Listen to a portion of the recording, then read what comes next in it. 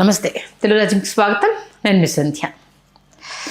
ప్రస్తుతం ఏ విషయమైనా సరే చిన్న అంశం తెర మీదకి రాగానే ఎంత పెద్ద రచ్చ అవుతుందో మనం చూస్తున్నాం. ఈ నేపథ్యంలో సినిమాకు సంబంధించి అయితే ఈ మధ్యకాలంలో కొన్ని వ్యాఖ్యలు కావచ్చు, టైటిల్స్ కావచ్చు, అనేక అంశాలకు సంబంధించి చిన్నగా స్టార్ట్ అయిన వివాదము ఏ రేంజ్లో రాసుకుంటుందో చూస్తున్నాం. ఇక నేషనల్ అవార్డ్స్కి సంబంధించి మొన్న అంటే పెద్ది సినిమా టైంలో చిరంజీవి గారు చేసిన వ్యాఖ్యలు, అవార్డ్స్ ఎలా వస్తాయో తెలుసు, ఎలా ఇస్తారో తెలుసు అంటే గతంలో ఆయనకు జరిగిన అనుభవం నేపథ్యంలో చేసిన కామెంట్స్ ఆ తర్వాత ఎలా టర్న్ తీసుకున్నాయో చూస్తాం. ఈ నేపథ్యంలో 72వ నేషనల్ అవార్డ్స్కి సంబంధించి నిన్న అయితే ప్రకటన రావాల్సి ఉండింది.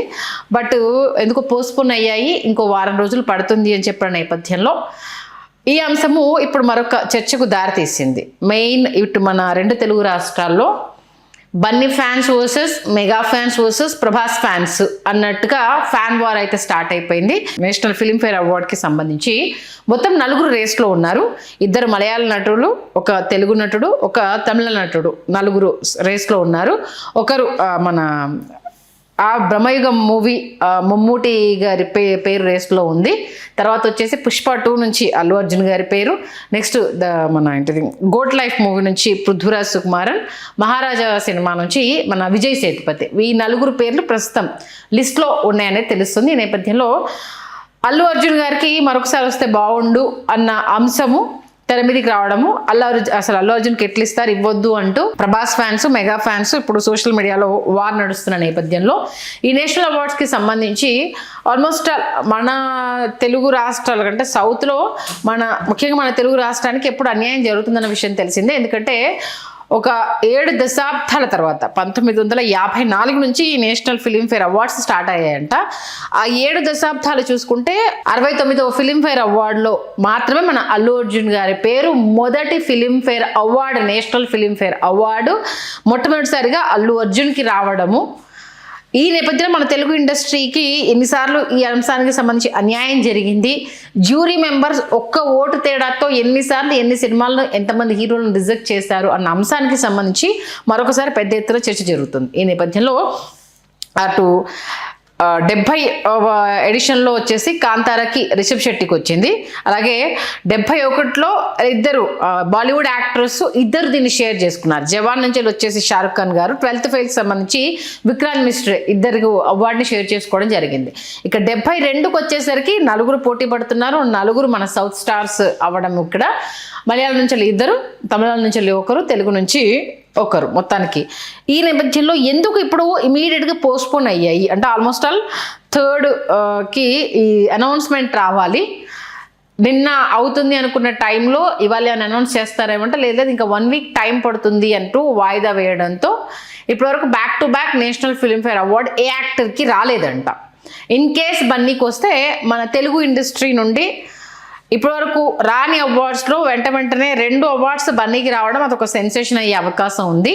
బట్ మనకే ఒక్కొక్కసారి ఏమవుతుంది, ఎలాంటి విద్వేషాలు భేషజాలు ఉంటాయి అన్న దానికి సంబంధించి స్టార్స్ మధ్య ఏమీ ఉండదు. ఫ్యాన్స్ ఎందుకు ఈ అంశానికి సంబంధించి అంత ఇమీడియట్ రియాక్ట్ అవుతూ ఉంటారు, అంత సెన్సిటివ్ అయిపోతూ ఉంటారు అంటే ప్రభాస్ గారి విషయంలో బాహుబలికి సంబంధించి కావచ్చు, అనేక సినిమాలు ఆయన రావడం జరిగింది. మేబీ మా స్టార్ని ఆ కోలోకి తీసుకోలేదు అన్న బాధ అయి ఉండొచ్చు.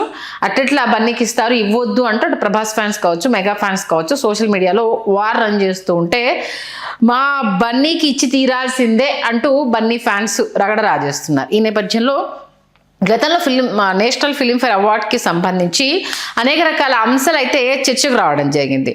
ముఖ్యంగా అంటే దీంట్లో ఇప్పుడు 72వ జాతీయ పురస్కారానికి సంబంధించి ఖచ్చితంగా గోట్ లైఫ్ సంబంధించి పృథ్వీరాజ్ సుకుమారన్కి ఇచ్చి తీరాల్సిందే అన్న అంశాన్ని చాలామంది తెరమి తీసుకొస్తున్నారు. ఎందుకంటే గల్ఫ్ దేశాలకు వెళ్ళి ఒక సామాన్యుడు ఎంత నరకం అనుభవిస్తాడు, ఒక సామాన్యుడు ఆ విషయానికి సంబంధించి ఆ చక్రవ్యూహంలో చిక్కుకుంటే అతను తప్పితే ఆ చచ్చిపోయిన తర్వాత కూడా ఆ కుటుంబానికి తెలుస్తుందో లేదో అన్న ఉదంతాన్ని కళ్ళకు కట్టినట్టు చూపించిన విధానం, దానికి పృథ్వీరాజ్ సుకుమారన్ తన్ను తాను మలుచుకున్న తీరు విమర్శకుల ప్రశంసలను కూడా అందుకుంది.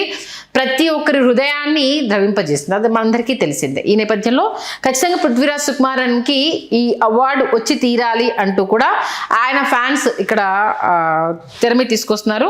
ఇక ఉత్తమ నటి రేస్లో వచ్చేసి సాయి పల్లవితో పాటు మరికొందరు ప్రాంతీయ నటీమణులు ఉన్నారు. అయితే ఉత్తమ చిత్రాల రేస్లో వచ్చేసి మన తెలుగు సినిమా కూడా ఉంది. ఒకటి మంజుమల్ బాయ్స్ ఉంది, నెక్స్ట్ కల్కి 2898 AD, మేఘాలన్, చందు ఛాంపియన్. ఈ 4 సినిమాల్లోనే మన కల్కి కూడా ఈసారి నేషనల్ ఫిల్మ్ఫేర్ అవార్డులో ఉండడం మనము గర్వించదగ్గ విషయము.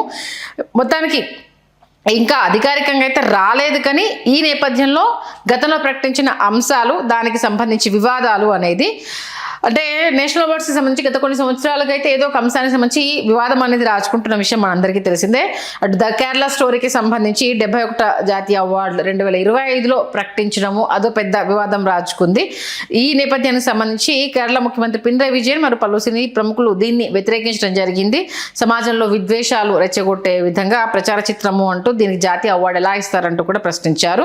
ఇక జ్యూరీలో ఇందాక చెప్పినట్టు జ్యూరీ సభ్యుల్లో భేదాభిప్రాయాలు, మనతో కలిసి నటించిన యాక్టర్స్ కూడా మన యాక్టర్ దగ్గరికి వచ్చేసరికి ఒక్క ఓటు తేడాతో చిరంజీవి గారు గతంలో ఎలా అవార్డుని మిస్ చేసుకున్నారు, శంకరాభరణానికి సంబంధించి సోమయాజులు గారికి ఎలా అవార్డు మిస్ అయ్యింది, ఎన్టీఆర్ గారు కావచ్చు, ఏఎన్ఆర్ గారు కావచ్చు, కృష్ణ శోభన్ బాబు గారు కావచ్చు, వీళ్ళందరికీ సంబంధించి నామినీస్ పంపినా ఎప్పుడూ ఆ జ్యూరీ మెంబర్స్ మన హీరోలకు సంబంధించి ఎందుకు ఓటు వేయలేదు అన్న అంశానికి సంబంధించి కూడా అనేక రకాల చర్చలు జరిగింది. ఇక 65వ జాతీయ అవార్డులకు సంబంధించి అయితే ఓవరాల్గా చాలామంది అవార్డ్స్ని తిరస్కరించారు. ఎందుకంటే కేవలం రాష్ట్రపతి కొందరికి మాత్రమే అవార్డ్స్ ఇస్తామన్నారు, మిగతావి నెక్స్ట్ ఏంటిది రాష్ట్రపతి స్వయంగా విజేతలకు మామూలుగా ఈ నేషనల్ అవార్డుని ఖచ్చితంగా రాష్ట్రపతి విజేతలకు స్వయంగా అందజేస్తారు. అయితే 11 మంది ముఖ్య విజేతలకు మాత్రమే అప్పుడు అవార్డులు ఇస్తారని చెప్పారంట. ఈ నేపథ్యంలో 60 మందికి పైగా అన్ని భాషలకు సంబంధించిన దర్శకులు కావచ్చు, నటీమణులు కావచ్చు, ఈ ఒకవేళ రాష్ట్రపతి ఇవ్వడం కుదరని పక్షంలో మేము అవార్డులను తీసుకోము అంటూ ఆల్మోస్ట్ వాళ్ళు ఎంతమంది అంటే 60 మంది వరకు ఈ అవార్డులను తీసుకోము అంటూ వాళ్ళు ఈ కార్యక్రమాన్ని బహిష్కరించారంట. అప్పుడు మన రామ్నాథ్ కోవింద్ గారు రాష్ట్రపతిగా ఉన్నారు. ఇక సినిమా అవార్డులకు సంబంధించి జ్యూరీ మెంబర్స్ వాళ్ళ విభాగాలకు సంబంధించి వాళ్ళ దాంట్లో ఉన్న బాలీవుడ్లోకి పెద్దపీట వేయడము, ఆ తర్వాత కొన్ని మలయాళాలకు సంబంధించి కన్నడలకు సంబంధించి వీళ్ళకి ఇవ్వడం తప్పితే మన తెలుగుకి వచ్చేసరికి జ్యూరీ మెంబర్స్ ఎప్పటికప్పుడు అన్యాయం చేస్తున్న విషయం ఎప్పటికప్పుడు మనం వింటున్న నేపథ్యం తెలిసిందే. అక్షయ్ కుమార్ అంటే 2004 నుంచి చూస్తే సైఫ్ అలీ ఖాన్ గారికి స్వదేశ్ సినిమాలో సైఫ్ అలీ ఖాన్ గారికి 2004లో ఇచ్చారు. అప్పుడు కూడా స్వదేశ్ సినిమాలో షారుఖ్ ఖాన్ నటన పక్కన పెట్టి హమ్తుమ్ సినిమాకు సైఫ్ అలీ ఖాన్కి ఇచ్చారు అంటూ ఒకటి గొడవ జరిగిందంట. తర్వాత వచ్చేసి Ajay Devgan the legend of Bhagat Singh సినిమా 2022లో జ్యూరీ చైర్మన్ ప్రకాష్ ఝా దర్శకత్వంలో అజయ్ దేవగన్ అప్పట్లో గంగాజల్ సినిమా చేశారు. అదే సమయంలో అజయ్కి ఉత్తమ నటుడు అవార్డు ఇవ్వడం, ఆయన జ్యూరీ మెంబర్గా ఇవ్వడం వల్ల అజయ్ దేవగన్కి ఇచ్చారు అనేసి అదొక వివాదం రాచుకుంది. తర్వాత రుస్తుం 2016లో అక్షయ్ కుమార్కు అవార్డు ఇవ్వడం జరిగింది. అది కూడా పెద్ద దుమారం, ఎందుకంటే జ్యూరీ చైర్మన్గా ఉన్న ప్రముఖ దర్శకుడు ప్రియదర్శన్ అజయ్ కుమార్కు అత్యంత ఆప్తుడు కావడం వల్లనే ఆ టైంలో అజయ్ దేవగన్కు ఇచ్చారు అనేసి. ఇక ప్రాంతీయ సినిమాలకు ఎప్పటికప్పుడు అన్యాయం అనేది జరుగుతూనే ఉన్న విషయం తెలిసిందే. ఈ నేపథ్యంలో అటు 71వ జాతీయ అవార్డులకు సంబంధించి మమ్మూటి గారికి ఇవ్వాలి, మన సినిమా పేరు వచ్చేసి బ్రహ్మయుగం సినిమాలో మమ్మూటి గారి యాక్షన్కి ఇవ్వాల్సింది ఇవ్వలేదు అంటూ కూడా ప్రకాష్ రాజ్ లాంటి వాళ్ళు కూడా గళం వినిపించిన విషయాన్ని ఇక్కడ గుర్తు చేస్తున్నారు. కొన్నిసార్లు లీడ్ వర్సెస్ సపోర్ట్ రోల్స్కి సంబంధించి కూడా చాలా రకాల అన్యాయాలు జరిగాయి అన్న విషయాన్ని, అంటే ఉదాహరణకు అనేక అంశాలు, ఇప్పుడు శంకరాభరణం గురించి చెప్పిన అంశానికి సంబంధించి కావచ్చు, కొన్ని అంశాలు అంటే సహాయ నటుడికి సంబంధించి కూడా మన తెలుగు వాళ్ళకి అన్యాయం జరిగిందన్న అంశాలు కావచ్చు, ఇప్పుడు ప్రధానంగా చర్చకు వస్తున్న విషయం మనకు కనిపిస్తుంది. మొత్తానికి ఇందాక చెప్పినట్టు శంకరాభరణం గారికి సంబంధించి 1954లో దాదాపు ఈ అవార్డ్స్ స్టార్ట్ అయ్యాయి. అంటే ఒక్క తెలుగు నటుడు కూడా ఇప్పుడు ఉత్తమ నటుడు 7 దశాబ్దాలు గడిచిపోయినా ఒక్క తెలుగు నటుడు కూడా ఉత్తమ నటుడు అవార్డు రాలేదు. 69లో ఫస్ట్ అవార్డు మన అల్లు అర్జున్ గారికి పుష్ప సినిమాకు సంబంధించి ఇచ్చారు.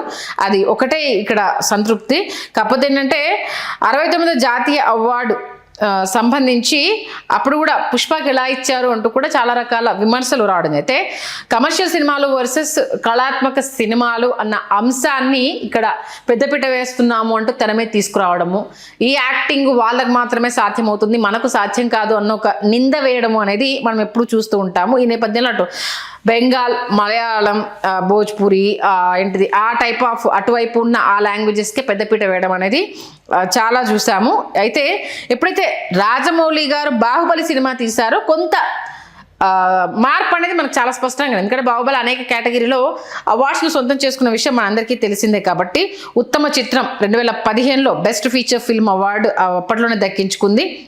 ఇదే కాకుండా భారీ కమర్షియల్ సినిమాలకు కూడా జాతీయ గుర్తింపు మన రాజమౌళి గారి వల్లే వచ్చింది అన్న అంశం తెర మీదకి రావడంతో శంకరాభరణం 1979లో శంకరాభరణంకి సంబంధించి కళాత్మక సినిమా నేపథ్యంలో అసలు సోమయాజులు గారికి ఉత్తమ బెస్ట్ నేషనల్ అవార్డు వస్తుంది అనేసి అనుకుంటే దాన్ని ఆ అవార్డుని శంకరాభరణం సినిమాకి సోమయాజులు గారికి ఇవ్వకుండా, శంకర శాస్త్రి పాత్రకు సంబంధించి ఇవ్వకుండా ఉత్తమ ప్రజాదరణ పొందిన చిత్రంగా అంటే బెస్ట్ హోల్సేల్ ఎంటర్టైన్మెంట్ అవార్డుని ఇవ్వడం జరిగింది. అంటే ఏ రేంజ్లో కుట్ర జరుగుతుంది అని చెప్పడానికి ఇంతకు మించి బెస్ట్ ఎగ్జాంపుల్ అవసరం లేదన్నట్టు. ఇక ఆర్ఆర్ అనేది మరొకసారి మన తెలుగు సినిమా దశని మార్చిందని చెప్పాలి. ఎందుకంటే ఆస్కార్ లెవెల్ వరకు ఆర్ఆర్ వెళ్ళింది అనేసానంటే ఒక్కొక్కసారి సౌండ్ చేయడానికి న్యూస్ పట్టిందా అన్న అంశం కూడా ఇక్కడ తెర మీదకి రావడము మనం చెప్పుకోదగ్గ. ఎందుకంటే 69వ జాతీయ ఫిల్మ్ఫేర్ అవార్డులకు సంబంధించి ఆరు అవార్డులను కొల్లగొట్టింది. సంగీతం, యాక్షన్, కొరియోగ్రఫీ సంబంధించి 6 అవార్డులను, ఉత్తమ చిత్రము లేదా ఉత్తమ నటుడు వంటి అవార్డులు రావాల్సిందనే చర్చ.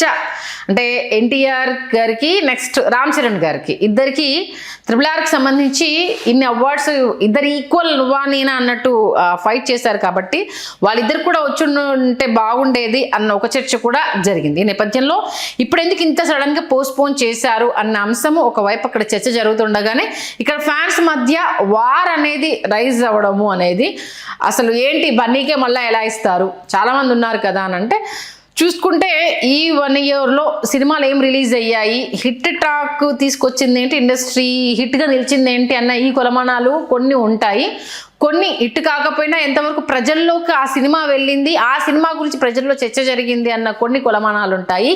ఈ క్యారెక్టరు నా భూతో నా భవిష్యత్ అని చేసిన వాళ్ళు ఎలా ఉంటారు అని కొన్ని కొలమానాలు ఉంటాయి. ఇవన్నీ మనకు తెలిసిందే.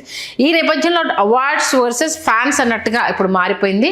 మొన్న రీసెంట్గా చిరంజీవి గారు ఇందాక నేను చెప్పినట్టు ఈ వివాదాల నేపథ్యంలోనే గతంలో ఆయనకు అబద్బాంధవుడు సినిమాకు సంబంధించి అవార్డు ఆల్మోస్ట్ ఆల్ కన్ఫర్ము అనేసిన న్యూస్ రావడము, ఏడు నాగేశ్వరరావు గారు దానికి సంబంధించి సెలబ్రేషన్కి సంబంధించి ఆల్మోస్ట్ ఆల్ అన్నీ రెడీ చేసుకోవడము, చివరి నిమిషంలో ఒక్క ఓటు తేడాతో ఉత్తమ నటుడి అవార్డు నేషనల్ అవార్డుని చిరంజీవి గారు మిస్ చేసుకోవడము, శంకరాభరణానికి సంబంధించి బిఫోరే అదే ఏడు నాగేశ్వరరావు గారు కె విశ్వనాథ్ గారి కాంబినేషన్లో ఆయనకు రావాల్సి ఉన్న విషయానికి సంబంధించి సినిమాకి అవార్డును మళ్లించడము ఇవన్నీ మనం చూడడం జరిగింది.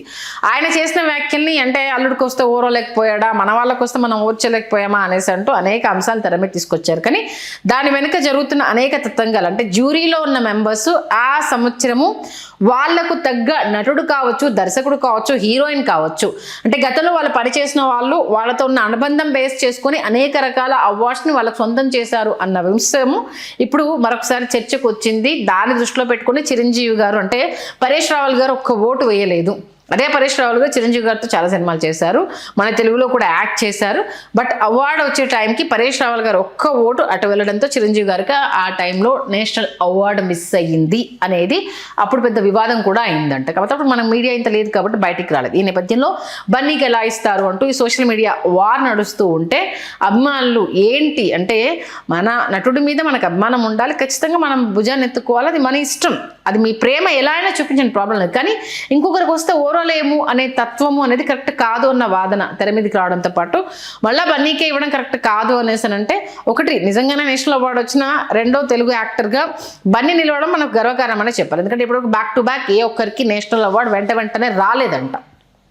అంటే అఫ్కోర్స్ మధ్యలో 70 అది ఉంది కాబట్టి 69 వచ్చింది. మెయిన్ ఏంటంటే వస్తుందా రాదా అనేది పక్కన పెడితే రేస్లో బన్నీ అంటే అల్లు అర్జున్ గారు ఉండడంతో ఇప్పుడు మరొకసారి చర్చ అనేది ఫ్యాన్స్ వార్ అయిపోయింది. ఎందుకంటే నటులు ఎవరు దీనికి సంబంధించి రియాక్ట్ అవ్వలేదు. ఫ్యాన్స్ బన్నీకి ఇవ్వద్దు అనేసి అని కప్పు మందేసాలా అంటూ ఫ్యాన్స్ ఈసారి బన్నీకే మళ్ళొకసారి అనేసి అని అంటున్నా. పృథ్వీరాజ్ సుకుమారన్కి పెద్దపీట వేసే అవకాశం ఉంది. ఎందుకంటే ది గోట్ మూవీ అనేది ఆ రేంజ్లో డిస్కషన్ జరిగింది కాబట్టి ఖచ్చితంగా మీరు అనవసరంగా గోల పెడుతున్నారు. నేషనల్ అవార్డు ఈసారి ఖచ్చితంగా ఐదర్ మమ్ముట్టి ఆర్ పృథ్వీరాజ్ సుకుమారన్. మమ్ముట్టి కన్నా పృథ్వీరాజ్ సుకుమారన్కి ఇస్తేనే దానికి ఇంకా ఒక విలువ ఉంటుంది. తన యాక్టింగ్కి అలాగే తన పడ్డ కష్టానికి అన్ని సంవత్సరాలు వెయిట్ చేసిన దానికి ఒక ప్రతిఫలం దక్కుతుందన్న వాదన తెరమి తీసుకొస్తున్నాను. చూద్దాం మరి 72వ నేషనల్ ఫిలింఫేర్ అవార్డ్స్ మరొకసారి ఎలాంటి రచ్చను తెర మీద తీసుకొస్తాయనేది. ఒకవేళ తెలుగువాడికి వస్తే అది గర్వకారణం. సెకండ్ టైం మనకు వెంటనే అనౌన్స్ చేయడం అనేది. బట్ వచ్చిన తర్వాత తెలుగులో మళ్ళా ఎలాంటి వివాదాలు వస్తాయనేది. రేస్లో మమ్మూటి లాంటి పెద్ద హీరో ఉన్నాడు, పృథ్వీ సుకుమారన్ ఉన్నారు, ఇటు విజయ్ సేతుపతి ఉన్నారు. మన సౌత్కి సంబంధించిన 4 స్టార్స్ అక్కడ ఉండడం, మలయాళానికి సంబంధించి 2, తమిళకి సంబంధించి 1, తెలుగుకు సంబంధించి 1. అలాగే సినిమా రేస్లో కూడా మన కల్కి 2848 అది ఏడి కూడా ఉంది. మ్యాక్సిమం సినిమాకి సంబంధించి కల్కికే వస్తుందన్న ఒక స్ట్రాంగ్ దాంట్లో ఇది ఉన్నారు. బట్ హీరోకి వచ్చేసరికి మాత్రం పెద్ద ఎత్తున చర్చ జరుగుతుంది కాబట్టి ఏం జరుగుతుందో చూద్దాం. హలో, తెలుగు రాజ్యం ఛానల్ చూస్తున్నారా? సామాజిక రాజకీయ జీవన చిత్రణే తెలుగు రాజ్యం.